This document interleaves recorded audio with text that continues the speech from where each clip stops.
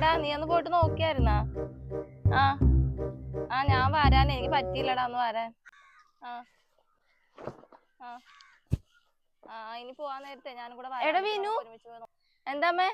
എടാ ശരി, ഞാൻ പിന്നെ വിളിക്കാവേ. എടാ മോനെ, നീ നിന്റെ ഭാര്യയുടെ വീട്ടിൽ പോയി അനിയത്തിയുടെ കല്യാണവും കൂടി പോന്നിട്ട് ഞാനവിടെ പറയാൻ പറഞ്ഞ കാര്യം നീ സൂചിപ്പിച്ചായിരുന്ന?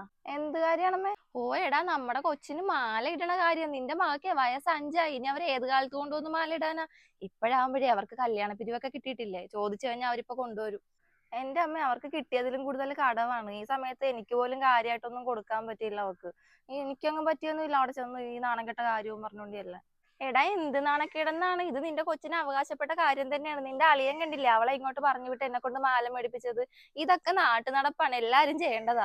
എന്നാലേ അളിയനെ പോലെ അല്ല ഞാൻ. എന്റെ ഭാര്യനെയും കൊച്ചിനെ നോക്കാനുള്ളത് ഞാൻ സമ്പാദിക്കുന്നുണ്ട്. ഒരു നാട്ടു നടപ്പും വാങ്ങാത്തോലി എന്നെ കൊണ്ടൊന്നും പറ്റിയൊന്നുമില്ല. എടാ ഇനി അവർ ഇതൊക്കെ മറന്നു പോകും. അവിടെ അനിയത്തിയുടെ കല്യാണം കഴിഞ്ഞേക്കണേ, ഇനി അവർ അതിന്റെ കാര്യങ്ങളിലോട്ട് പോകും. അപ്പൊ നിന്റെ കൊച്ചിന് കിട്ടാനുള്ളതൊന്നും ഇനി കിട്ടാൻ പോണില്ല. ഞാൻ പറയണോന്ന് കേക്ക് നീ. ഇതേ അമ്മ, ഇതിന്റെ പേരും പറഞ്ഞോണ്ട് വെറുതെ എന്നെ നാണം കെടുത്താനോ അല്ലെങ്കിൽ അവളെ വിഷമിപ്പിക്കാനോ ഇരുന്നാലും ഉണ്ടല്ലോ. ഈ വയസ്സാം കാലത്ത് നിങ്ങൾക്ക് ഇത് എന്തിന്റെ കേട്ടാണ്? ആർത്തിക്കൊരു കുറവുമില്ല. ആ ഇതെന്ത് കൂത്ത്? കിട്ടാനുള്ളത് മേടിച്ചെടുത്താൽ നിനക്ക് നിന്റെ കൊച്ചിനും കൊള്ളാം, അല്ലാതെ എനിക്കെന്തിനാണ്? ഒന്ന് പോയടാ.